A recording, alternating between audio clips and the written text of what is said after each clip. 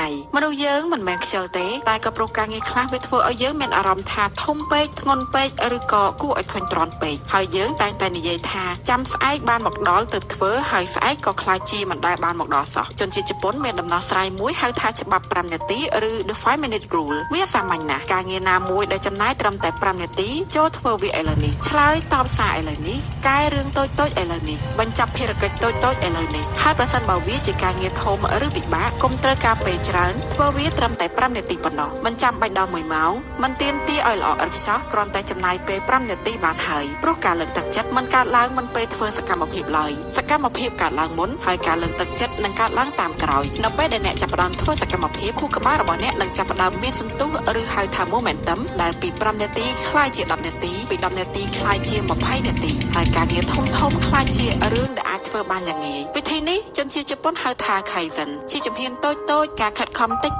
ប៉ុន្តែបង្កើតការផ្លាស់ប្ដូរធំៗដូច្នេះនៅពេលដែលយើងកំពុងនឹងឈានជើងចូលឆ្នាំថ្មីកុំរងចាំដល់ថ្ងៃទី1ខែមករាទើបចាប់ផ្ដើមមានវិន័យកុំរងចាំកម្លាំងចិត្តមុនហើយទើបធ្វើសកម្មភាពតាមក្រោយគ្រាន់តែចាប់ផ្ដើមបន្តិចម្ដ